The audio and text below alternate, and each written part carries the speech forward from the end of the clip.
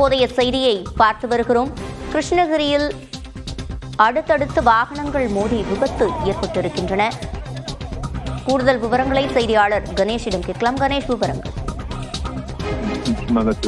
அதாவது கிருஷ்ணகிரி மாவட்டம் சூளகிரி அடுத்த தப்படி என்னும் இடத்தில் 10க்கும் மேற்பட்ட கிராம மக்கள் சென்னை பெங்களூர் தேசிய நெடுஞ்சாலையில் கடக்க செல்கின்றனர். இந்நிலையில் அப்பகுதியில் மேம்பாலம் அமைத்திட வேண்டும் என்று பல வருடங்களாக கோரிக்கை விடுத்திருந்த நிலையில் இன்று இருசக்கர வாகனத்தில் அந்த கிராமத்தில் இருந்து தேசிய நெடுஞ்சாலையில் திடீரென கடக்க முயன்ற ஒருவர் ஓசூரை நோக்கி சென்று கொண்டிருந்த ஈச்சர் வாகனம் இருசக்கர வாகனம் மீது மோதாமல் தவிர்ப்பதற்காக இடதுபுறமாக திரும்பியுள்ளார்.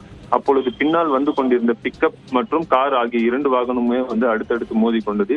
இதில் காரில் இருந்த ஒரு குழந்தை உட்பட 2 பேரும் படுகாயமடைந்தனர். பிக்கப் வாகன ஓட்டுநர் என 3 பேரும் படுகாயமடைந்து உடனடியாக அங்கிருந்தவர்கள் அவர்களை மீட்டு ஆம்புலன்ஸ் மூலம் கிருஷ்ணகிரி அரசு மருத்துவக் கல்லூரி மருத்துவமனைக்கு அனுப்பி வைத்தனர். இதனால் தேசிய நெடுஞ்சாலையில் அரை மணி நேரத்துக்கும் மேலாக போக்குவரத்து பாதிப்பு ஏற்பட்டுள்ளது. தொடர்ந்து கிருஷ்ணகிரியில் இருந்து ஓசூர் நோக்கி செல்லக்கூடிய இந்த தேசிய நெடுஞ்சாலையில் மேம்பால பணிகள் ஆமை வேகத்தில் நடைபெறுவதால் அடிக்கடி விபத்து ஏற்படுவதாக இப்பகுதியில் இருக்கக்கூடிய வாகன ஓட்டிகள் மற்றும் பொதுமக்கள் புகார் தெரிவித்து வருகின்றனர்.